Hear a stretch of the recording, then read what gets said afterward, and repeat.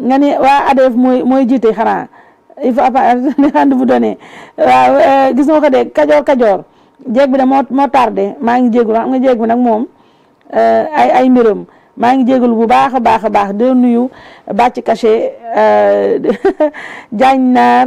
Kër Fallé Ndiémé Nina Diouf Abdoulaye Meng ak la marraine nationale Marie-Jo Kane et par anticipation gisuguma ko fii ci buntu bi mais maa ngi nuyu notre chère maman Maïmouna Seck et puis toute la famille publique note di leen gërëm di leen wax bu baax a baax ne kontaan nañu ci ànd bi ngeen ànd ak ñun saa su ne bu leen fàtte nag aimer partager liker waaw si Aliou dinaa bàyyi tardé bi naa ko bàyyi dinaa ko jéem waaw Kër Fala Xadi Seen yéen ñëpp ñu ngi leen nuyu di leen jox seen wàccuwaay ni naa en attendant may gis maman mi mën a sekk contrôler kër Marie-Jo ngi noonu la marraine nationale donc tey mbokk yi ñu am nag mbégte dalal le juge Arouna juge Ibrahima Hamidou Dème man nag chaque fois su ma war a ñëw tur bi damay je bute loolu mooy sama cat mais on va y revenir tey nag entretien vraiment spécial laa bëgg ñu def ko man ak moom moo tax ma ne Adus na jël temps am ndogu na ndogu ba suba mu doog a ñëw ñu waxtaan ndax tey bëgguma kenn dox sama diggante juge Dème ma bëgg ñu waxtaan ndax c'est la première fois ñu toog ci entretien te moom dama bëgg mu jàppale ñu pour ñu comprendre bu baax a baax li xew ci yëngatu yam ci politique bi mais surtout yenn actes yi nga xam ne nguur gi jël na ko wala boog député yi actuellement xamaguma nag fu ñu mujjee ci votu loi wu homosexualité bi seen durcissement boobu mais à coup sûr ça va passer avec seen majorité mécanique bi on va parler de ça on va parler du pays on va parler de lui on va parler de beaucoup de choses donc yéen ñëpp na ataaya yu jolli ñu toog waxtaan calmement ñu def benn entretien spécial bu ko defee nag bala ñoo dugg ci xol waxtaan bi damay fàttali rek ne suba incha allah guddik laylatul xadr bi sama papa sëñ Omar Mbaye moo leen invité yéen ñëpp foofu ca Thiès sa dëkk cité Senghor sëñ Omar sama papa sama nga xam ne wax dëgg yàlla mooy sama lépp macha allah benn bés rek kese la am muy bésu laylatul xadri suba incha allah wa rabbi foofu ca Thiès suba nag la Thiès xewleeti tous les chemins mèneront incha allah à Thiès sëñ Omar sam papa sëñ Omar Mbaye moo woote yéen naka ñëpp fekk si foofa képp koo xam ne nii rek macha allah sénégalais wala boog sunu mbokk yeneen xeet yi nga xam ne ñu ngi fii ci réew mi képp ku ko mën na la ko jaral nga dem toog tàllal loxo yi papa ñaanal réew mi lépp doon tawféex bu ko defee nag ñu tourné si yow juge Dème vraiment c'est un honneur wax naa la ko ci téléphone wax naa ko fii nee naa yow yaay sama coup de cœur wax dëgg yàlla ci langue politique bi nga xam nga jeeg bi nag moom day taamu ñu muy toogal donc day bëgguma di promouvoir ñoo xam ne bu subaa naa ci am gàcce ndax yàgg naa am ay gàcce ci ay homme politique moo tax ma ni fi mu ne nii moom fu Sénégal toll damay bëgg rek di toog ak ñoo xam ne wax dëgg yàlla je cours pas de risque d'être déçu demain mais yow en termes de courage loolu tamit Sénégalais yëpp la ko nangul en termes de courage d'éthique et de vraiment d'honnêteté da nga def loo xam ne yow yaa ko fi njëkk a def pionnier nga ci muy démissionner de ce prestigieux corps qu'est la magistrature nga démissionner choisir un chemin que beaucoup auraient jugé sinueux mais nga ñafe ko dem génn parce que y a cette fameuse phrase qui est devenue un slogan je pense si je ne m'abuse j'ai choisi de démissionner d'une corporation qui a démissionné. Je pense que c'est un peu les termes de votre lettre tribune, vraiment qui avait fait énormément de bruit à l'époque. Et puis depuis lors, les Sénégalais découvrent avec beaucoup de plaisir juge Dème. Dafa juge Dème moom ñëpp fàttali sa surtout ñëpp juge Dème ñëpp bien que dafa nekkatoo juge waaye ñëpp juge Dème bi ba nga xam ne ñëpp sa siège boobu lañ dugg. Mais cette spécificité là bi nga xam ne moom nga am dafa nekk pour ñun ñi comme un vent de fraîcheur ci brouillard bi nga xam ne ci la ñu nekk ak ces politicards nga xam ne dara intéressé wu leen lu dul toog ci chaise bi. Nguuru bu ñu nee nguuru nag mooy lekk ci lekk yi naan ci naan yi dugg ci jet privé ak ñoom it seen mais yow da nga choisir une autre façon de faire te je pense que sénégalais yu doon promouvoir ak ñu doon souhaiter vraiment à corps et à cri une alternance générationnelle, ils ont été servis avec vous. Et donc, man, c'est un honneur et un très grand privilège. Ma toog yow dalal la sama ngundu ganaar gi sénégalais yi ñi ngi toog di la seetaan sama famille bi public noti ñi ngi toog di la seetaan di leen gërëm ñoom ñëpp di leen sant di la gërëm nag si déplacement bi ndax yaa ngi jógee ba Thiès loolu tey laa ko yëg man je pensais que comme ñu bëri Thiès les week-end nga fay dem waaye am nga fii benn makkaan bu bakkane boo xam ne Dakar ngay nekk mais yaa ngi Thiès effectivement je me rappelle que sa conférence de presse bi bëri Thiès nga koy defee mais man damay jàpp ne les week-end ngay dem Thiès def ko mais nekk de foofu nga jógee ñëw te boo paree foofu ngay delluwaat donc je vous laisse nga nuyoo ak sénégalais yi ñu toog di la seetaan. waaw Aïssatou maa ngi lay sant di la gërëm di wax ni man tamit c'est un grand plaisir et un honneur d'être là avec vous parce que vous êtes une pionnière du journalisme. li nga wax li aussi le courage bu nit di am le courage de ses idées le courage jël yenn position yi dans un contexte très incertain loolu yombul loolu ñun tamit gis nañ ko ñu ngi la ci naw comme beaucoup de Sénégalais di am plaisir di ñëw pour la première fois Public SN di partager ak yéen plateau li nga wax dëgg la man Thiès wala Thiès waa dëgg nag laa parce que la sama maison familiale Thiès a nekk fa laa juddoo yaroo fa màggee fa mais bi ma waree taxawal kër tànn kër Thiès laa tànn tabax sama kër loolu depuis may nekk magistrat may nuyu aussi Thiès waa yëpp macha allah yaa ngi tudd léegi Cité Senghor mbokki Cité Senghor yëpp looloo xam ne pour man ndax émission bi tey dama bëgg mu nekk en 2 temps d'abord ci wàllu justice après maintenant ñu doog a ñëw ci politique bi pur et dur mooy sa gis-gis si nguur gi ak ñu mën a defaale xoolaale tamit perspective yi nga xam ne qui ne s'annonce pas heureuse pour qui sait ce qui se passe ci réew mi man comme sénégalais yu bëri fu ñu la xamee defe naa ne lépp nag date repère bi ci ñun ñëpp mooy sa acte de démission bi nga posé de la magistrature da nga posé nga créer mouvement wala parti politique bu tudd éthique éthique en déjà c'est vrai orthographe bi ETIC la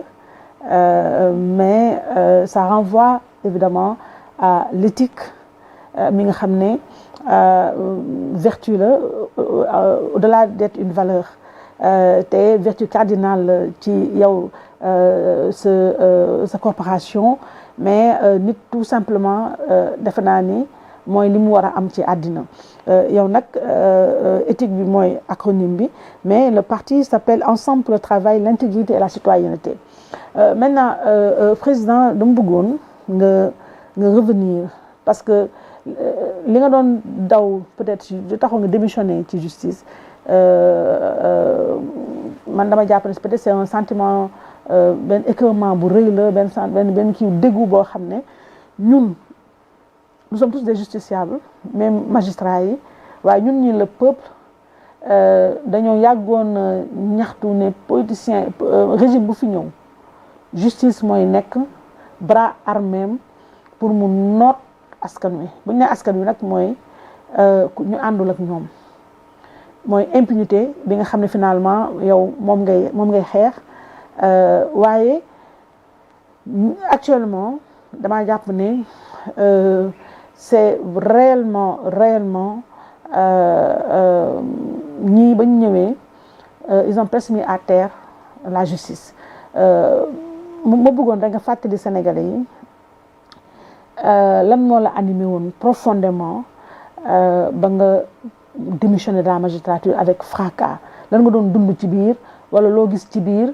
lu tax nga démissionné de cette magistrature. maa ngi lay remercier xam nga ñëwaat ci sama démission dafay chaque fois révéler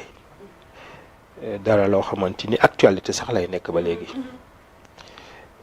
ay surtout mënoo wax actualité yaakaar naa ni néew na li ngay am invité te ngeen aborder problème justice damay bëri wax ni su fekkee ni kër misaal réew bâtiment la wala kër gi fondation bi mooy justice su justice baaxul mooy socle bi dara du baax justice su amul liberté du am justice su amul démocratie du am justice su amul développement du am loolu moom ñëpp ci mën a d'accord dañ may bëri wax nag man bi ma commencé politique début bi suñ ma invité rek ñenn ñi ne non yow justice rek lañ lay laaj ak yooyu bon il faut nga génn ci ma ne en tout cas la justice c'est la surpriorité te gis nga am na ay ñu bëri ñu ma doon defandool politique ñu doon naan non justice c'est secondaire c'est l'économique yeneen mais justice daf leen rattrapé ba léegi considéré nañ que la justice c'est la surpriorité en tout cas li ma mën a wax ci justice gis nga man justice je ne rêvais pas d'une carrière judiciaire yàlla xam na ko man quand j'étais jeune j'étais beaucoup passionné par l'histoire man ba may am bac je rêvais d'être prof d'histoire mais j'aimais pas trop la géographie histoire bon may naan ni su ma amee bac je fais damay def ENS niveau bac bi parce que aussi j'avais besoin de travailler pour aider ma maman. année bi ma amee bac année boobu 1995 ci la ñu ne ni l'emploi n'est plus garanti. Bon par réalisme ma ñëw ma ne bon puisque vraiment bëgg naa lii mais il y a des urgences par rapport à la famille et tout ma ne léegi concours bi amoon te nga xamante ni au bout da ngay day assurer le recrutement dans la fonction publique moo doon le cycle B de l'ENA année boobu greffe la woon xaw ma woon sax luy greffier xaw ma woon luy justice musuma dugg tribunal lu dul sama premier stage c'est extraordinaire bi ma jàllee CFJ en 96 ba ñu dem suñu premier stage temps yooyu Cap Manuel la ci laa dugg maintenant avec le temps comme greffier xam nga greffier da ngay assister les magistrats ma nekkandoo avec de grands juges il y a le juge Birane Niang ma nekkoon ñun ñaar ñoo njëkkoon liggéey nekk un très grand juge il est actuellement à l'OFNAC très grand juge très expérimenté très voilà avec des qualités yu am solo tu apprends vite may commencer nag en environnant la magistrature di commencer di bëgg yàlla def bi ma amee maîtrise ma ENA moo njëkk a génne ma def ko ma admis j'étais admis naa ENA ma toog 2 mois après ñu def concours magistrature ma admis en même temps et là waaw en 2 mois admis ENA laa njëkk a admis bon là j'ai choisi de faire la magistrature foofu moom mooy wane ni léegi affaire bi avec la pratique ni ma doon nekkee greffier ak yooyu ci laa bëgg la fonction de juger pas l'autorité bi magistrat yi am ak yooyu mais cet esprit de justice dama ne sur le tard que man je me rends compte que j'ai cet esprit de justice de rendre justice d'être juste d'être équidistant ak yooyu voilà j'ai choisi la magistrature nekk ci nag bi ma ci nekkee aussi may défendre la corporation à l'interne ñu bëri dañ ñuy wax ni waaw mais juge lu tax resté woo ci biir nga def le combat à l'interne ak yooyu mais dañoo xamul ni ci biir il y a des magistrats qui se battent mais xam nga magistrature dafay corps boo xamante ni dafa am lu leen tënk mooy obligation de réserve c'est pas comme les autres corps un handicap finalement waaw c'est pas comme les autres corps dafa mel ni armée wala yenn corps c'est un corps spécial donc amoo droit wax yenn wax yi amoo droit bi parce que kuy àtte tamit dañoo war a am confiance ci moom ci maandoom ñu bañ a xam ni que yow da ngaa far fii da nga contre gouvernement ak yooyu donc loolu en interne y a un débat fekkoon les gens ne le savent pas mais chaque année suñu demee assemblée générale fële à Saly chaque année les réunions de l'UMS de l'Union des magistrats sénégalais c'est l'occasion pour ñenn ñi man c'était l'occasion pour me libérer parce que j'avais des frustrations toute l'année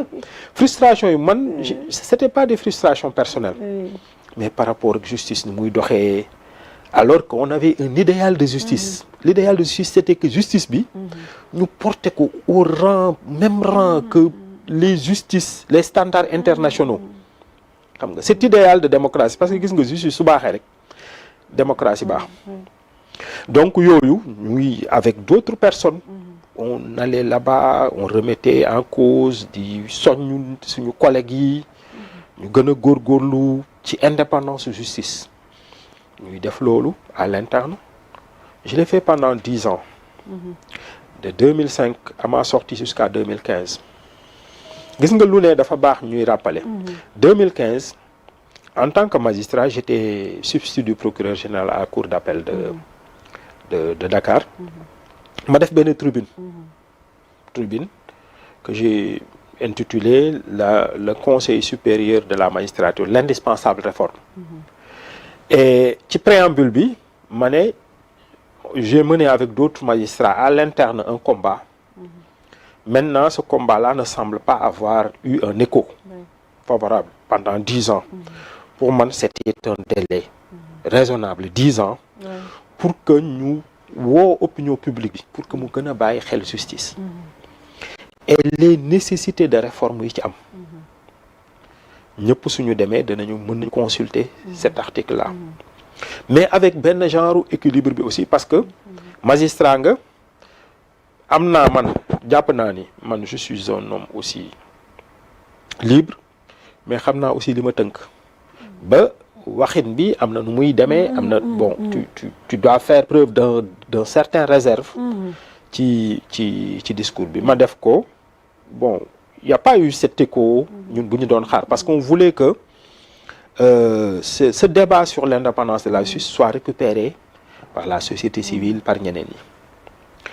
ñi 2 ans plus tard j'ai été élu membre du conseil supérieur de la magistrature par mes collègues sunu collège le plus grand collège qui est constitué des 3/4 de la des kii man collège boobu moo ma élire ma nekk fa j'ai été là-bas mais voilà liñ ma fa tabee woon magistrat yi pour me représenter leen woon parce que wóolu woon nañ ma gis nañu sama position yi ma doon jël 7 mois laa fa def ma démissionné malgré les xam nga sama démission conseil supérieur ñu bëri dañ koy jaawale ak sama démission magistrature moi j'ai démissionné du conseil supérieur de la magistrature d'abord 15 mois avant de démissionner ci magistrature bi ma démissionné aussi j'avais fait une tribune ne en tout cas monsieur le président de la République magistrature am na problème bàyyi leen ci xel na opinion publique bépp xam ni lettre bi dama ko def nañu bàyyi xel justice parce que si nous continuons comme ça dana am lu mu yàq ci réew mi malgré loolu ma toog 15 mois il y a eu aucune amélioration et c'est là où j'ai été obligé de sortir pas parce que dama bëgg a bàyyi magistrature bi rek dama démissionner ça démissionner benn moment dana nekk comme si da nga bàyyi dara parce que par dépit mais li nga bëgg la maintenant mën nga sa combat à l'interne ba nga atteindre la limite boo xamante ni munoo dem au-delà lenn lu ma fàtte mooy gis nga en 2011 le président Ablaye Wade mësoon na jël fi benn décision sooy fàttaliku dafa génne les femmes benn 8 mars mu génne toutes les femmes de prison en violant la loi parce que am na ñenn ñoo xam ne mënuñu woon génne. J'étais à Thiès, je travaillais comme magistrat là-bas ma woo bureau UMS bi parce que di wax ni man tamit c'est un grand plaisir et un honneur d'être là avec vous parce que vous êtes une pionnière du journalisme li nga wax li aussi le courage bu nit di am le courage de ses idées le courage jël yenn position yi dans un contexte très incertain loolu yombul loolu ñun tamit gis nañ ko ñu ngi la ci naw comme beaucoup de Sénégalais di am plaisir di ñëw pour la première fois Public SN di partager ak yéen plateau li nga wax dëgg la man Thiès wala Thiès waa dëgg nag laa parce que la sama maison familiale Thiès sa nekk fa laa juddoo yaroo fa màggee fa mais bi ma waree taxawal kër tànn kër Thiès laa tànn tabax sama kër loolu depuis may nekk magistrat may nuyu aussi Thiès waa yëpp machallah yaa ngi tudd léegi Cité Senghor mbokki Cité Senghor yëpp ak mbokku jaxaaw yi man mooy fi ma dëkk jaxaaw caali ak Mbourkat sama kër fi mu nekk et tous les 59 quartiers de Thiès la ville de Thiès c'est 59 quartiers au-delà de la ville de Thiès la région de Thiès et tout le Sénégal et puis aussi la diaspora sénégalaise parce que ñëpp a ngi leen di seetaan en tout cas c'est un très grand plaisir d'être là de partager avec vous le plateau. Merci. Et yaakaar naa ni internautes yu ñu xaar ba léegi. voilà ndeysaan. Ils seront pas déçus. oui non c'est que ils seront pas déçus et puis li nga wax la. ñun tamit ñu ngi ñaan yàlla nañu yàlla suturaal. ñun damay yàgg wax ni la première victoire. que nous convoitons en politique est d'ordre moral. oui. xam nga politique ñu bari dañoo yaakaar ni rek nit ki dafa war a dem. quels que soient les moyens yi nga utiliser nga yegg ci sa but moom mooy nga gagner une élection j'ai toujours considéré depuis ma commencé politique ñi ma àndal ni yàgg nañ ko dégg ci man ba tàmm ko ba miin ko ci suñu wax mooy la première victoire que nous convoitons en politique est d'ordre moral maanaam ñun valeurs yi ak principe yi ñu doon défendre au départ muy jikko yi ñu xamee Sénégal jikko yu rafet yi dëgg yi nga xamante ni am na ñu ko yaakaar ci ñun loolu nag ñu def ko ci ay jikko ñu def ko dans l'intérêt national ñëpp di ñu wax souvent que ñu ngi remarquer suñu constance suñu cohérence yaakaar naa ni ñun loolu mooy suñu première ndam parce que dama ne nit ñi suñu doxalee ci politique dama ne ndam bi ñuy bëgg ñun ci ñun la dépendre d'abord dépendrewul ci électeurs yi suñu dawalee diir nañu xool par rapport ak li ñu taxoon a jóg est-ce que ñu ngi wàccoog moom est-ce que li ñuy defee nii politique ànd naag ñun li ñu doon défendre au début dama ne suñ ko amee rek dañu sant yàlla dañ ne am nañu ndam léegi nag et je dis que loolu depuis 2018 bi ñu commencé politique là dama leen ne si nous restons attachés à la vérité à l'intérêt national nous sommes constants nous sommes cohérents le prolongement de cette victoire morale là sera une victoire politique parce que lépp rek nit ki da ngay am patience xam ni que dëgg peut-être yoonam gaawul waaye inéluctablement man dama am gëm-gëm boobu nit ki su fekkee dara da nga ko gëm ni lenn li sa réew nga ko defaloo ko sa bopp gëm ni contre vents et marées waruloo bàyyi yenn yi di la dévier da nga war a xool rek intérêt réew mi nga topp ci yàlla dana la lu mu yàgg-yàgg dana la jàppale man loolu laa gëm donc ñun loolu la ñuy wax dañuy naan ni que wutin bi aussi amin bi yorin bi ba ni ñuy bàyyee nañ ko def ci dëgg ak ci intérêt réew mi moo tax keroog bi ma gisee le président di wax ni waaw na wutin bi rafet dama ne kii moom xanaa suñu slogan bi la jël bon peut-être sur le tard la ko réaliser mais ñun wutin bi la manière de faire la politique ñun dañoo mës a considérer ni que c'est important et puis les dynamiques yi ñëw ba aboutir ci yenn victoire yi ñun xamoon nañ ko nous savions que depuis longtemps et c'était notre discours que ñii dañuy arriver au pouvoir mais mësuñu par principe jéem a accroché wu à ça parce que gëmuñu ko dañ doon xeex dara ñu gis lu pire di ñëw di proliférer à l'horizon moo tax à un moment donné muy Thierno Alassane Sall ak ñeneen ñi quand on disait que nous étions l'opposition à l'opposition d'une certaine manière dañ koy sax assumer parce que Sénégal fii lu ñuy yàgg gis mooy lan mooy nit ñi suñu nekkee pouvoir ñu ne lépp a baax suñu nekkee opposition ñu ne dara baaxul et puis ñu nekk ci pouvoir bi mouvance bi ñëpp ànd ils sont solidaires même ci seen erreur ñi nekk dans l'opposition ils sont solidaires même ci erreur mais loolu ñun def nañu suñu kéemtalaay kàttan ba mësuñu dal gis nga bi ñu fiy def F24 dañ koy rappeler parce que léegi la neex a wax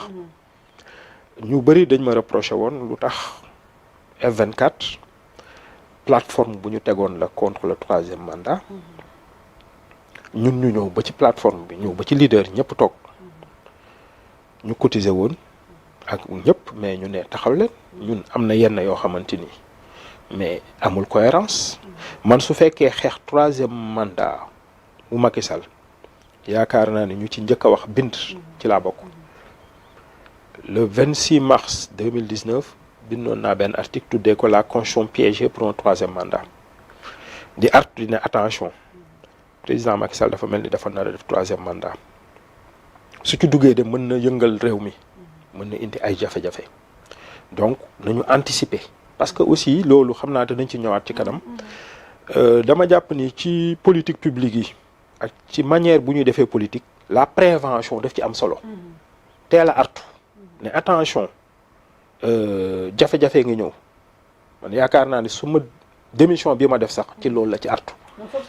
attention waaw léegi nag bi ñu defee loolu ñun ñu ñëw ñu dem ci plateforme bi gars yi doon waxu 3e mandat ba pare ñu dugal ci les prisonniers politiques j'ai été l'un des seuls sinon le seul acteur politique de l'opposition à avoir dit non je suis pas d'accord man dama xeex impunité pouvoir Macky Sall parce que dama mës a considérer qu'il y avait une justice à double vitesse maintenant man du ma ñëw ci opposition bi di cautionner l'impunité des opposants parce que ñi ñu jàpp ma ne ñëpp ay prisonniers politiques lañu ñi nga xamante ni mais ñoo lakkoon bisu yaraax bi ba ñaari nit dee ci jeunes yi ñu jàpp ñuy piller ñi defoon appel à l'insurrection di naan dañu lakk dëkk bi ñi yore woon ay cocktail molotov ñoo ñëpp ñu jàpp leen ñu bëgg a considérer ni ñii ay prisonniers politiques lañu loolu d'accord ma ci jafe woon na wax à l'époque position yi jafe woon na jël ñenn ñi sax mënoon nañ la lan lañ doon taxé ñi moom dañu liggéey sax Macky Sall mais dañu mës a considérer que c'était difficile à l'époque parce qu'il y avait une dynamique bu jëmoon ci pouvoir yenn Sénégalais gisuñu woon dara lu dul Macky Sall jóge fi mais ñun dañoo ne nañu ànd ak suñu sago. On pouvait réussir deux. On pouvait réussir l'alternance et l'alternative. Mais malheureusement nit ñi ils étaient omnibulés par le changement. Et puis ñu bàyyi yenn yi jàll ba loolu indi situation bi ñu nekk nii. mais président da nga wax lu am solo loo xam ne pour man ndax émission bi tey dama bëgg mu nekk en 2 temps d'abord ma ci sa xalaat vraiment c'est sa analyse profonde. waaw analyse bi maa ngi lay remercier ci ni nga indee sujet bi. Analyse biñ ci mën a def c'est d'abord par rapport aux attentes par rapport aux promesses dañoo war a toog lépp lu ñuy dund tey ñu xool lan lañ doon dund démb. benn ñun ñii ñu nekk waa Pastef lan la ñu doon critiquer lan lañ doon déplorer ci fonctionnement justice. lu waral ñoom ñu bi ñu ñëwee 1 mois après ñu def ay assises ci justice léegi ak li am nii tey résultat bi man de prime abord damay wax et loolu tout observateur averti mën na ko nangu justice sous le régime Pastef moo yées que ni mu meloon ñun lu taxoon ñun ñu xeex ci régime Macky Sall actuellement moo yées et suñ ko waxee dañuy am fi ñu koy teg gis nga ñun justice 2 poids 2 mesures moom lañ doon xeex. xam nga dans le passé soo waxee dañ lay bëri wax ni oui il y a des magistrats indépendants man sama première émission laa wax ni magistrats indépendants yi ñoo ëpp fuuf ñu indépendant wuñ man ci laa nekkoon xam naa pratiquement su dul dernière génération yi ñëw yu ma xamul mais xam naa ne mais le système est un peu capturé par une minorité yu ñuy jël képp ku fi nekk xam na ay postes yooyu téye soo téyee postes yi rek téye nga magistrature et c'est sur le plan pénal simplement. xam nga d'abord li may préciser d'emblée mooy sincèrement pour la justice constitutionnelle et la justice administrative wax dëgg yàlla am nañu tey ci désatisfaction actuellement conseil constitutionnel loolu moo tax nag ñoom amaguñu jàmm tant que changé wuñu ñu nekk conseil constitutionnel parce que li ñuy doon xaar ci ñoom en termes d'obéissance et de soumission amuñu ko. Justice administrative bi aussi Cour suprême dafay topp benn logique depuis Macky Sall wax dëgg yàlla am nañu benn taxawaay saa yu ñu indee foofu ay décisions sur les libertés yooyu danañu àtte ba nit ñi xam ni que ñii ay àttekat lañu teg nañu mbir mi ci yoon. Maintenant c'est la justice pénale dama koy yàgg wax. am na yenn poste yoo xamante ni moo intéressé gars yi soo jëlee poste procureur Dakar poste président tribunal procureur général cour d'appel premier président cour d'appel pratiquement parce que yooyu ñoo ëpp solo waxuma nag ñooñu ñu fa nekk ñëpp dañoo ils sont soumis mais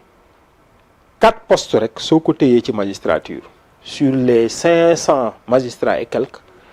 tënk nga magistrature. parce que mooy poste yooyu ma wax procureur Dakar président tribunal de grande instance hors classe Dakar procureur général cour d'appel Dakar ak premier président cour d'appel Dakar je répète waxuma nag ñi fa occupé yëpp sont des magistrats soumis parce que am na ñoo xamante ni da nga gis ci seen doxalin voilà ñu ngi góorgóorlu donc parce que xam nañu ni justice pénale moom mooy baromètre indépendance justice et c'est normal parce que damay yàgg di wax ni la justice doit être certes indépendante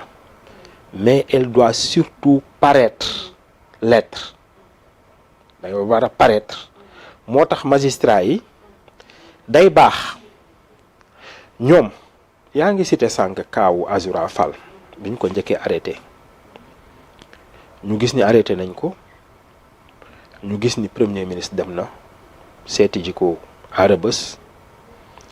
C'était une pression. Oui, sur les juges. ñëpp gis ko xam ni que moom c'est à la suite de la pression de ses membres gars yi ne way duñ ko bàyyi parce que le PASTEF aussi c'est une démarche sectaire ñoom ils sont solidaires même dans l'erreur xooluñu ni nit ki moo def ak deful moom ñoom puisque ñoom ci nit ki ci ñoom la bokk ils sont solidaires en tout et dañ koy wane ci seen lépp mais réaction bi waroon am ci juge bi ak ci procureur bi moom mooy jour boobu ñun danañu wane ni ñun nous sommes indépendants parce que premier ministre li mu def nii ñu bëri dinañ ko percevoir comme pression te suñ ko bàyyee danañ jàpp ni li mu fa dem li moo tax et puis il n'y avait même pas matière pour ñu bàyyi ko. Vraiment. Il y avait même pas matière, c'est ça le problème. Et puis bàyyi bi sax dafa entrer en contradiction avec ay pratiques judiciaires moom mooy ñëw na affaire bi dañ ko war a renvoyer parce que la partie civile n'est pas là demander nañu liberté provisoire kii nga xamante ni moom mooy procureur munoo placer sous mandat de dépôt nit sooy place sous mandat de da nga koy motiver nga motiver ko ne il y a un trouble à l'ordre public et il y avait un trouble à l'ordre public Sénégal yëpp gisoon nañu saaga yi mu choqué woon ñëpp mais nga ñëw même su fekkee président bi bàyyi na ko en liberté provisoire mais yow soo opposé woo mais da nga war a def appel da nga war a parce que yaa représenté société bi saaga yu bon yooyu la choqué ba waa ji téye ko en prison moom mooy wàcce trouble bi moom mooy apaiser réew mi mais ngeen bàyyi ko moom mooy li nit ñi gis mooy du dara lu dul pression la et puis c'est effectivement une pression et puis lu gënoon ruslu moom mooy dañoo ne ni ñoom benn certificat médical bi ñu indi woon bi avocat yi muy certificat médical boo xamante ni ñëpp gis nañu conditions yi ñu ko defaree et puis contradiction moom mooy ñu demaat ba ci biir encore ñu àtte ne non moom ndeke dara jotu ko tey jii jàpp nañu indiwaan nañ ko bëgg nañ ko bàyyi ñu indiwaat beneen certificat médical ni kii warul xam nga cette affaire là. C'est vraiment triste. dafa symptomatique ci analyse bi ñu war a am ci indépendance justice parce que justice pédagogie la justice c'est d'abord une pédagogie pédagogie de la part donc des magistrats qui rendent la justice gis nga criminologue yi dañuy naan rien n'empêche à un irresponsable de recommencer kenn koo xamante ni jàpp na ni lu mu def tu es un intouchable et moom loolu la wane c'est le cas motul 15 jours rappelé nga ko saaga wan na fi en direct def na ñu koy rechercher soi-disant ñun xam nañu suñu xarañte police ak gendarmerie ku fi dawoon dugg ci sous-région bi sax mën nañ la kii ñu war nañ la mën a jàpp mais ñu ne gisuñu ko mu dem malgré qu'il est récidiviste parce que ku defoon benn mbir benn yoon mën nañu jàpp ni kii de dafa juum mais récidiviste moom mooy maa tey ñu bàyyi ko li ñu wax nii scène bi ñu wax nii mbiru accident bi mbiru maa tey la moo tax li naroon am parce que dañoo ne ni dañ ko naroon lyncher suñ ko lyncher woon barey ko kan mooy responsable bi justice da ciy am responsabilité ñii nga xamante ni aussi ñoo koy protéger ci partim moom mooy il est proche du premier ministre ñëpp xam ni que da koy protéger mais kooku tamit am na ci responsabilité cela renvoie dañuy delloowaat ci mbiru responsabilité xam nga mënuñu nekk ci réew boo xamante ni dafay am des faits comme li am université am ba pare ñu ne non y a pas de responsable parenthèse ak laay def foofu dinañ si ñëwaat. waaw danañ ci ñëwaat donc mbir mu am nii li am nii mais dafa am ay responsable parce que dafa am ay acteurs politiques yu taxaw ne nit kii kenn du ko laal parce que daf ma jege dafa am ay magistrats yoo xamante defuñu seen liggéey parce que par pédagogie waroon nañu wane ni que Sénégal justice suñu neewee que l'audience est publique foofu dafa am lu ñu bëgg a wane nit ñi mooy lii kii def ba ñu indi ko fi képp ku ko def lii lañ lay teg ba képp ku ko naroon def ne man su ma ko defee daan bi lañ may daan donc ñu rendre une décision dissuasive mais malheureusement defuñu ko la justice est encore pliée et yaa ngi doon wax cas yooyu mais am na fi seen benn collègue journaliste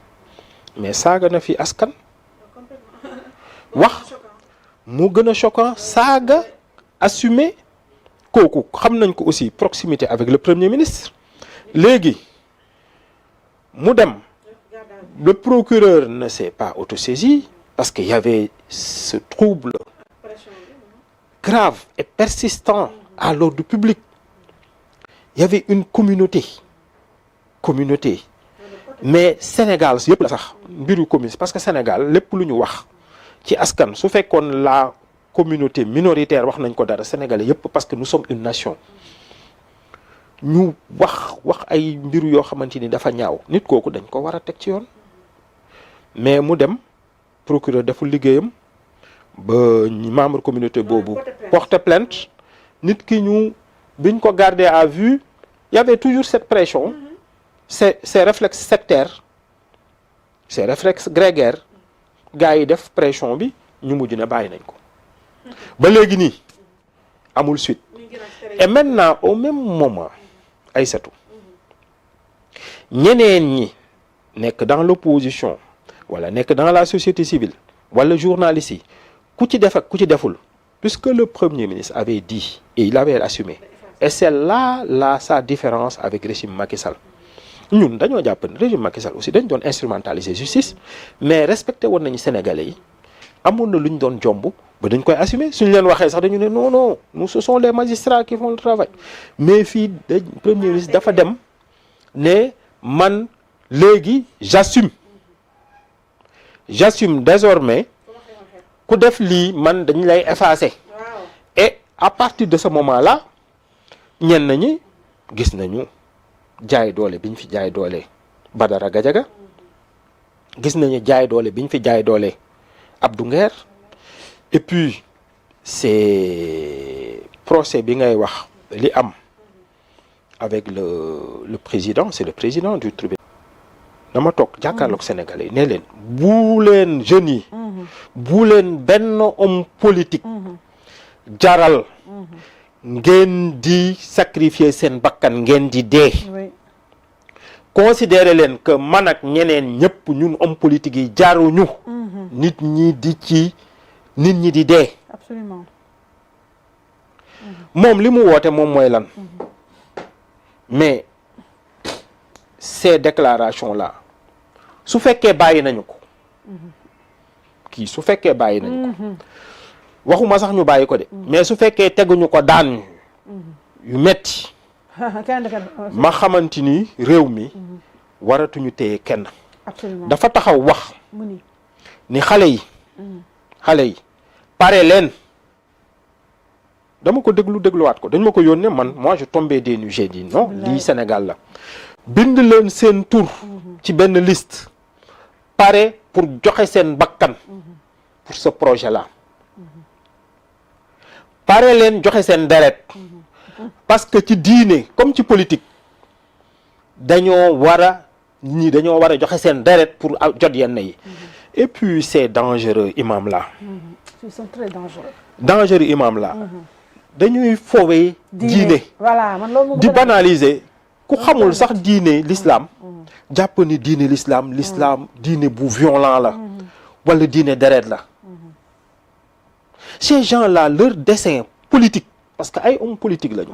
xaalis la ñuy soxla ñoom il y a quelques mois gis nañ leen fii moom muy jooy parce que waaw boole wuñu ko nee na bàyyi nañ ko yooyu. En fait ce sont des gens qui sont là et nous sommes désolés pour le dire comme ça parce que dañoo laal foo xamante ni ñun dañoo estimer ni que non ça n'est assez c'est mort su fekkee 80 morts doyul ñun nag suñu responsabilité en tant qu'acteur politique ñoom ni ñu amee yitte taxaw ne xale yi nañu continuer di dee doomu ñeneen ñi doomu baadoolo yi voilà pas seen doom ñoom doomu baadoolo yi nañu continuer di dee pour ñoom seeni tappale pour que ñuy fal ay nit ñuy jël di jël ay jet privé jël ay fonds politique d'une dizaine de millions di ci toog di foowee nit ñi loolu su fekkee ñoom amuñu yitte boobu yërëmuñu xale yi ñun ñi nga xamante ni considéré nañu ko xale yi ñun xale bu nekk Bignona ak bu nekk Matam bi nekk Tamba dañoo considéré suñu doom la man gis nga Aïssatou événement 2021 ba 2024 j'avais tellement mal su ma déggee que xale dee na fii parce que jàpp naa ni on pouvait atteindre nos objectifs sans pour autant que mu am kenn ku dee. Oui, clairement. te sooy xool gis nga bi ñu reporter les élections mais c'était un plaidoyer kan moo porté combat bi kan moo porté combat bi ñaar lañu le professeur Babacar Gueye ak notre ami kii kan de Elimane Kane ñoom ñaar ñoo porté woon combat bi et puis mais les chancelleries occidentales ñëpp dugg ci mais ñoom woowuñu kenn ne leen dee leen ils ont appelé mais ñu def ko benn combat d'opinion moment boobu mais c'était surprenant kenn gisul Pastef de moment boobu déedéet kenn gisul Pastef du fent yooyu parce que le report bon apparemment ça les arrangeait bien en tout cas seen leader waxu ci moom ci lu mu waxul donc loolu bi mbir yooyu amee xam nañu ni du ay sacrifice ñu def c'était des sacrifices inutiles suñu toogee bëgg gëmloo xale ni woy yéen a dee ba lii am mais donc les gens sont morts pour ça ils sont morts pour ça gis nga man lu tax ces morts là metti ma naa ko wax tey et c'est une affaire qui est devenue publique moo tax ma wax ko gis nga les événements de 2011 il y avait un jeune auxiliaire de police qui s'appelait Fodé Ndiaye ce jeune qui a été lynché lynché devant les caméras sauvagement biñ ko lynché sauvagement xale bu ndeysaan bu jógee Bango nekk policier auxiliaire xamul dara xamuñu sax moom opinion fan la ñu lynché ko sacrifié comme ça sa vie après il y a eu des pressions sur le pouvoir de Macky dossier boobu dañ ko mujj saboté ñi ci jàppoon ñu bàyyi leen ces 14 morts là ay Mamadou Diop lu mu njëriñ ces morts là lan la njëriñoon par rapport au combat démocratique est-ce que bi fi pouvoir Macky ñëwee amoon na benn changement bi am par rapport aux libertés publiques par rapport à la justice non c'est pourquoi j'ai dit que lii jaru ko et en ayant vu ce dossier là la manière dont ce jeune a été assassiné parce que gis nga bu ñu provoqué gis nga fitna baaxul fitna fu mu juddoo kenn du ko mën a arrêter et c'est un miracle que les événements de 2021 amul yenn nombre de victimes parce que benn moment situation bi mbir yi mënoon na rëcc et puis on nous invite pour des desseins politiques de personnes yoo xamante ni sénégalais yi pratiqué nañ leen pendant 2 ans xam nañu lu ñu delloo nañu réew mi ci gannaaw ñu ngi nekk ci seen ay tappale ñu bëgg yeneen jeunes dee ci mais nous disons non à ça et puis nous appelons toute personne éprise de paix surtout njiitu diine yi njiitu këru diine yi parce que këru diine yi ñoom vraiment ñu ngi am des positions yoo xamante ni position yu baax la yuy dalal la mais mënuñu fi bàyyi ces faux imams des gens qui sont sortis je ne sais où la plupart sont des escrocs et je le dis et je l'assume c'est la vérité yuy ñëw taxaw di ne xale yi nañu continuer di dee ñoom seen bopp waxuma sax man surtout moi même seen doom responsable lañu dara moomu di ko wax na dem mu njëkk a joxe bakkanam du ko def parce que ce sont des gens qui sont lâches et puis loolu war nañ ko teg daan yu gën a metti parce que Sénégal sondu nañu ci lii ci fitna ci tour deret du ñu nangooti ay deret tuuru fi waaw loolu nag nous le disons parce que ñun jàpp nañu ni xale yi xale fépp fu mu mën a nekk suñu doom la wala suñu rakk la et puis nos combats démocratiques mën nañ ko def te ci deret du ci tuuru te bu ñu nangooti loolu et puis là aussi j'en appelle à la responsabilité du président de la République tekkaaralam bi toog nekk fële naan au yenn yi moo prêté serment c'est lui le responsable en premier lu am man gëmuma ni yenn yi am comme le premier ministre dañu ne way mu taxaw il n'est pas responsable de ça li am à l'université yooyu non loo gis sooy jiite la contrepartie c'est la responsabilité xale bu fi dee le premier responsable Bassirou Diomaye Faye la tudd c'est le premier responsable moom moo waat devant les Sénégalais ne ñu ñun mu waat ni réew mi dana ko teg ci yoon dana assurer la tranquillité la paix su fi xale yi su fekkee fitna am na fi ba yenn yi am fi responsabilité am est engagée sa responsabilité est engagée parce que munoo ñëw jiite réew ba pare mais nga nekk nii di bàyyi tu laisses faire spectateur au balcon munul nekk ñun ñi di naan ay calcul politique ak yooyu non non tu es responsable tu es responsable de ce qui se passe voilà en tout cas man loolu moom bëggoon naa sincèrement solennellement et puis tous les acteurs ñu d'accord ci loolu unanime ci loolu que réew mi nañ ko bàyyi di ko foowee notre paix là paix sociale bi concorde nationale bi ñu commencé foowee depuis des années léegi ay cousinage à plaisanterie sax amatul léegi sénégalais yi féewale nañ leen voisins yi ay xarit c'est le Pastef qui a amené ça cette haine là ñoom suñu waxee ñu ne mais cette haine la nit ñi di am seen diggante mais xaritook xarit yow àndaloog Sonko rek crime la mais yàq na mais ay xaritoo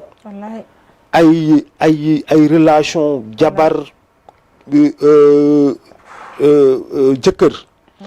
ay relation voisinage mais loolu dafa war a arrêter loolu dafa war a arrêter politique nañu xam lan la politique ngir defar la du pour yàq et puis li ñu gis léegi moom mooy fu mu toll nii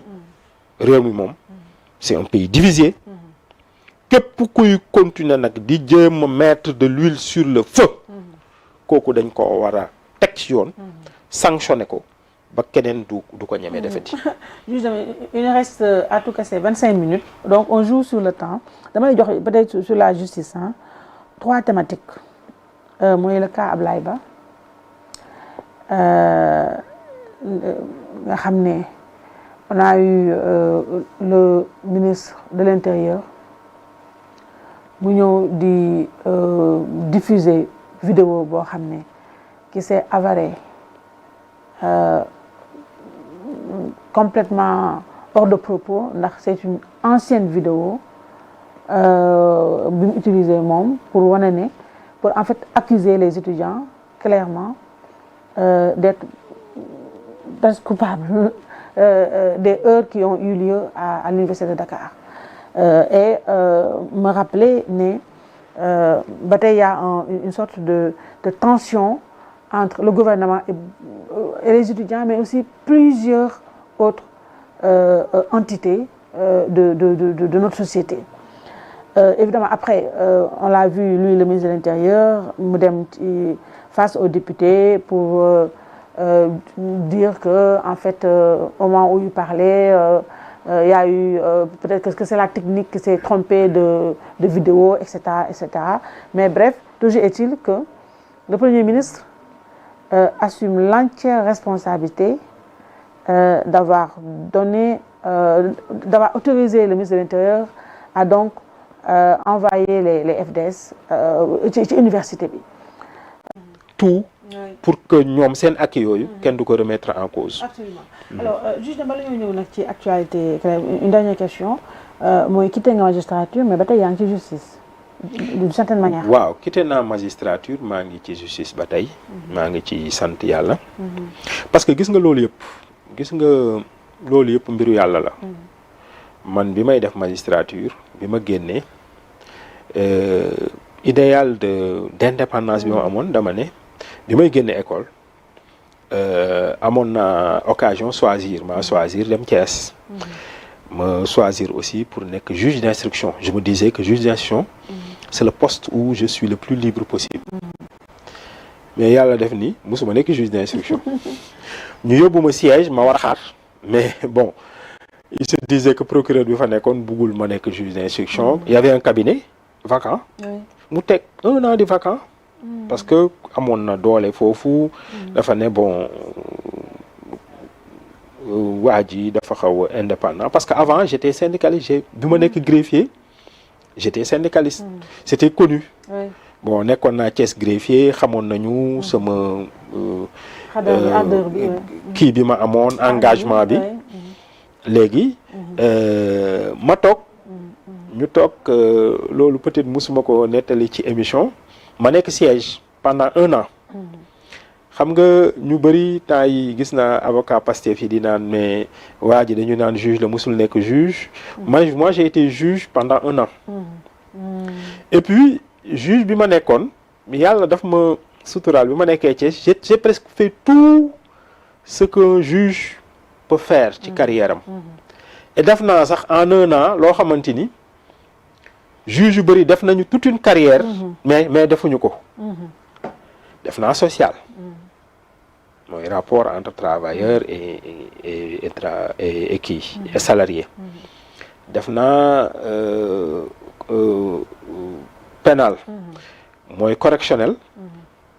et def naa flagrant délit. def naa civil et commercial. def naa mineur. donc yooyu yëpp am naa chance def ko en 1 année. et puis j'ai même présidé des audiences. ce qui était extraordinaire pour quelqu'un qui n'a pas fait 5 ans 10 ans. président naa audience correctionnelle grande correctionnelle. président naa audience civile et commerciale. parce que ki ma bokkaloon bureau mu ancien woon. ñu affecté woon ko waroon ko yóbbu mu nekk président tribunal. benn moment affecté nañ ko muy xaar son affectation. il pouvait pas continuer à présider la chambre. man assesseur am laa woon mais benn moment mu ne ma bon yow tu as l'expérience mën nga présider parce que sinon fi may dem dafa sori te après dañ may yónnee pour may signer. donc j'ai présidé une chambre correctionnelle et j'ai présidé une chambre civile parce que moom dafa yoroon benn chambre civile ak correctionnelle. donc j'ai eu toute l'expérience bu ma mun am donc avocat wu Pastef yi naan mosuma nekk juge nañu dem demander avocat wu Thiès yi. donc j'ai eu cette chance là.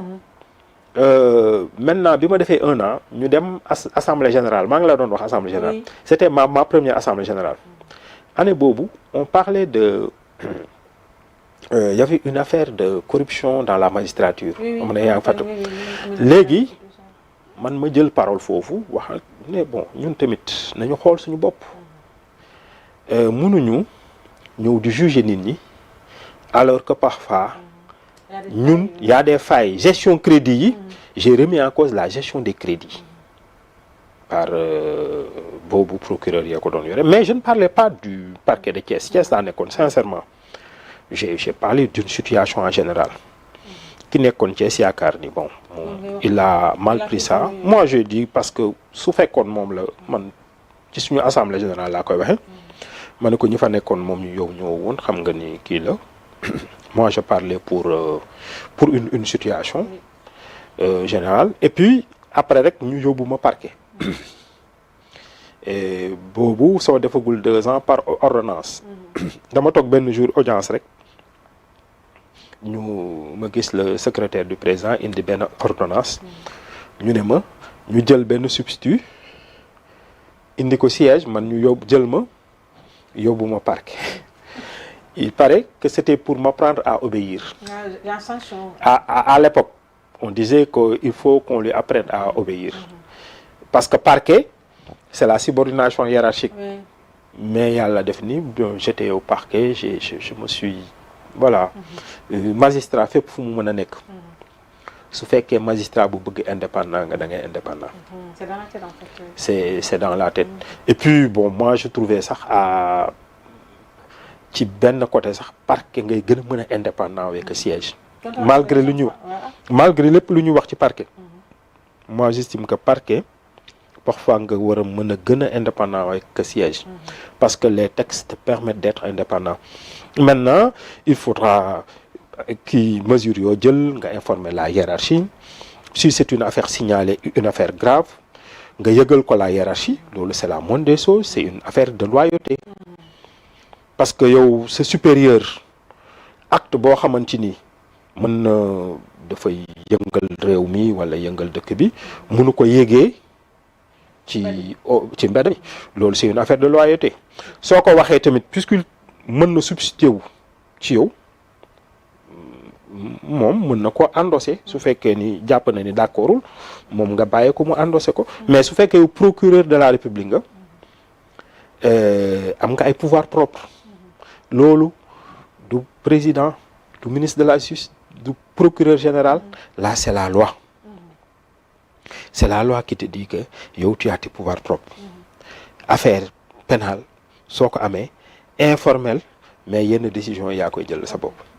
donc noonu la et puis je me suis beaucoup épanoui au parquet j'ai fait après une carrière jóge Thiès dem cour d'appel fala terminer sama carrière voilà une carrière mooy santé yàlla après ma ñëw bi ma démissionné ba pare j'ai voulu intégrer le barreau parce que je remplissais les conditions le barreau du Sénégal j'ai rempli toutes les conditions léegi bon le barreau ils ont été un peu bon pas réticents mais peut-être dañoo appréhender woon bon man su ma ñëwee ils ont été frileux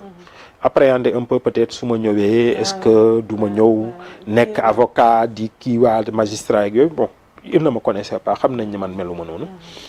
ma ñëw dugal ils ont rejeté le dossier sans argument parce que lu ñu wax ñoom moom mooy man balaa maa démissionné ci laa leen waroon yëgal nii damay démissionné ñoom lu seen yoon léegi bon en fait biñ ko rendre il paraît qu'ils se sont dit bi ñuy délibéré non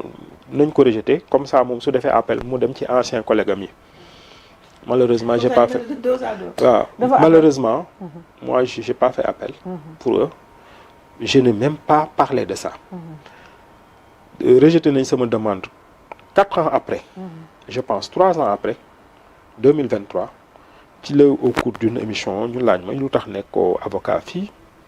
j'étais obligé d'en parler voilà parce que ñoom dañ doon yaakaar ni suñu rejeté sama demande ñëpp xam nañ ni que c'est de manière illégale abusive mais man Aïssatou ñu bëri début bi dañ doon jàpp ni man c'était une frustration personnelle gis nga rare na carrière d'un fonctionnaire nga bañ a am frustration personnelle rare na frustration personnelle je parle de carrière man bi may génni maa choisir nekk Thiès nag xaw naa fa yàgg tuuti mais j'ai eu beaucoup de responsabilités et c'est la deuxième juridiction après Dakar bi ma fa jógee dama ñëw Dakar et puis j'avais des activités d'enseignement j'ai enseigné j'ai eu la chance d'enseigner à l'école des officiers de la gendarmerie bi may enseigner école des officiers de la gendarmerie fii Thiès laa doon jóge di dem j'ai enseigné j'ai encadré des promotions de commissaire de police fii boobu moom bi ma ñëwee cour d'appel la donc j'avais des activités de formation d'enseignants de formateurs de magistrats à l'extérieur du pays donc je m'épanouissais magistrat yi wóolu ma bi may nekk membre secrétaire général adjoint de l'UMS j'avais je pense 33 ans ou 34 ans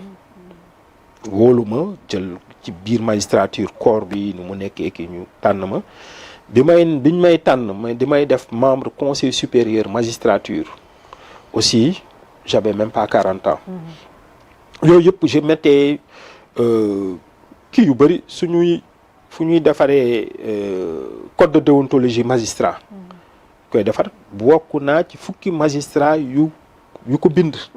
donc je m'épanouissais su ñuy defar code de procédure pénale ak yooyu j'ai vraiment eu cette chance là loolu yàlla moo la ko jagle donc amoon benn frustration et puis fi ma terminé man Thiès laa def ak Dakar fi ma terminé sama carrière je le disais à un jeune collègue ma ne ko gis nga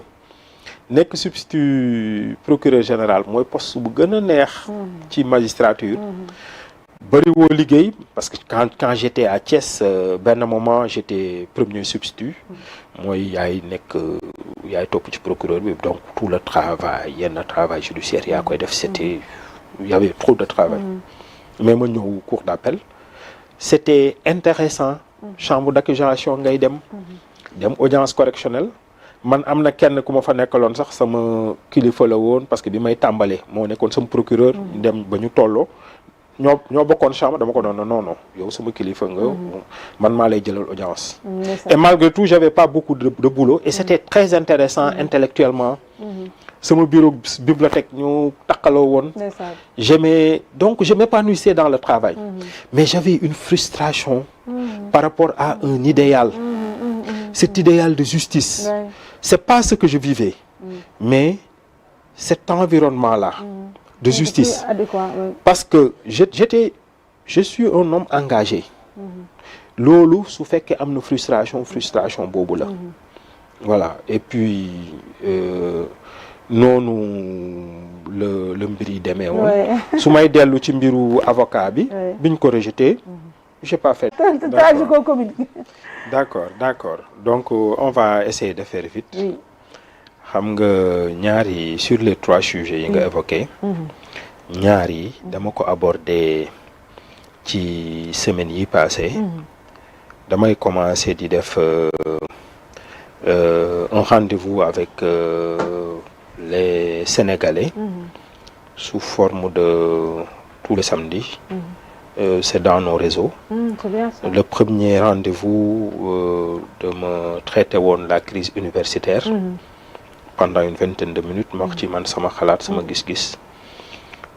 affaire dossier Ablaye Ba bi surtout ak traitement judiciaire bi le deuxième rendez-vous qui était là samedi bi passé c'était sur la loi sur l'homosexualité donc si vous me permettez ma commencer foofu oui bien sûr. parce que loolu loi boobu man dama ko xam ba pare dundu li ngay wax nii ci élection yi loolu dama ko dundu avec ànd sàmm jikko yi dama ko dundu du rek lu ñu may wax dañ may nettali man ànd sàmm jikko yi xaw ma leen woon lu tax ma xam leen mooy aussi bien les élections locales mooy les élections territoriales de janvier 2022 candidat laa woon Thiès ànd sàmm jikko yi Thiès def benn jury des imams ñu woo ñu ci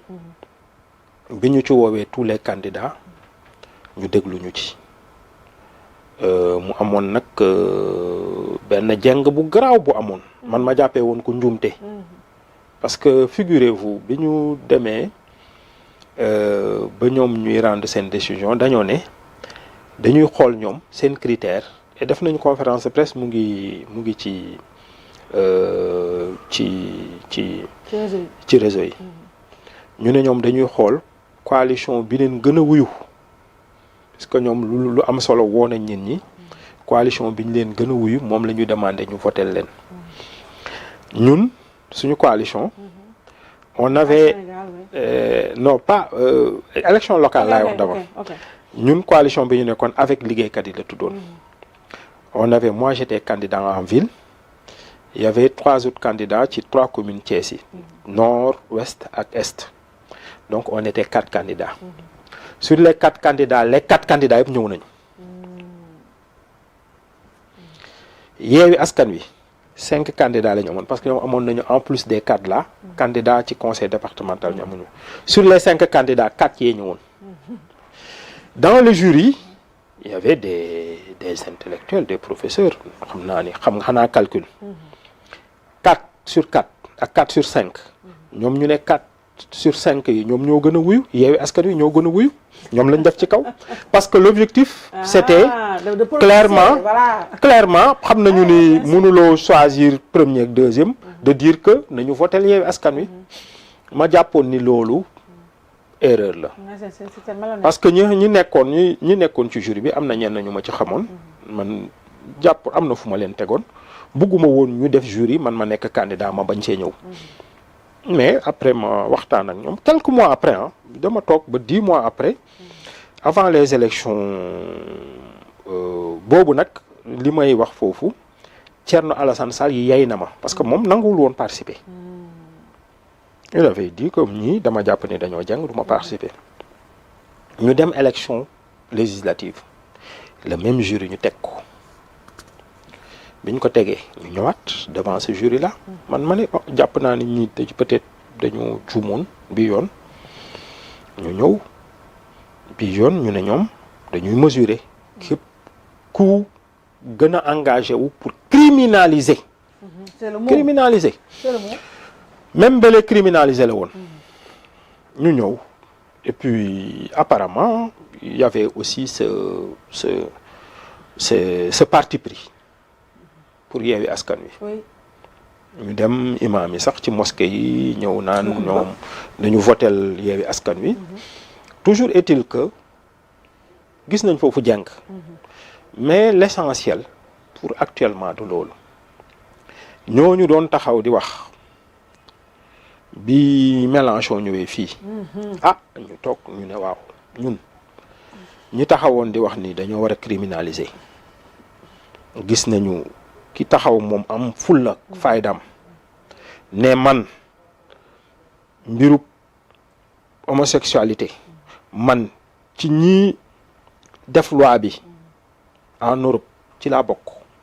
en France premier ministre ne fii dañ ko toléré loo xamante ni ñoom dañoo naan ne dañ ko war a criminaliser mu ne fii dañ ko toléré waxuñu ñu dem ba élection législative de 2024 yi ñëw ñoom ki leen jiite Imam Silla parce que ñun dañ leen di suivre dañ leen di bàyyi xel parce que c'est un sujet qui nous intéresse taxaw joxewaat ñoom dañoo joxewaat consigne de vote xam na lañ ko joxe dafa def conférence de presse wax benn genre parabole mu ne ñoom de dañoo ñëw aka ñoo ñàkk a maandu c'est pas ñëpp parce que suivre laa leen pas ñëpp mais ñii am nañu ñoo ci ñàkk maandu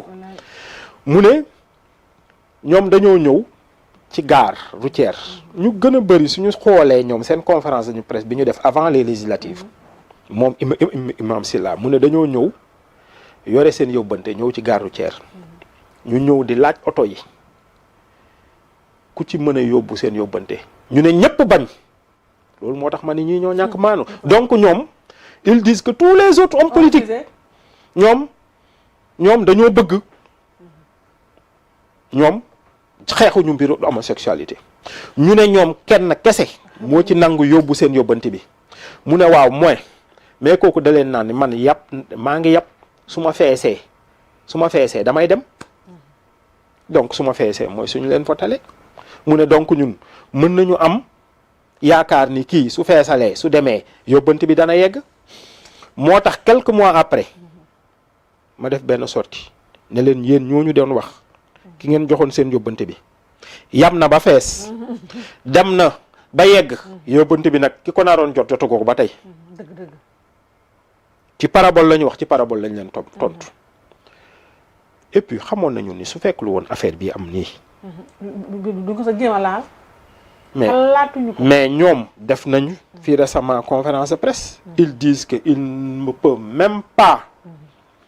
ñoom demandé nañu audience président ak premier ministre kenn ci ñoom nanguwul kenn faalewu leen oui te ñoom ñoo ne woon fu ñu amee majorité voté loi bi donc vote loi bi c'est à cause de cette affaire là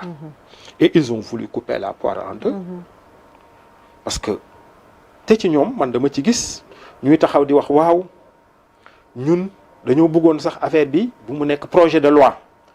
parce que ñi fi toog nii waruñu leen sur la scène internationale pour ñuy jàppee ni ce sont des homophobes waruñu leen daal jéem a saraxe comme ni nga ko waxee dañ ko waroon faire porter par des députés ma ne waaw léegi nag ñoom lu si yoon ci loolu ñun suñu société parce que gis nga Aïssatou oui man sama position bi mu nekkoon depuis question bi ñu soulever ko fii ci régime Macky Sall lii la c'est une question qui fait l'unanimité dans la société sénégalaise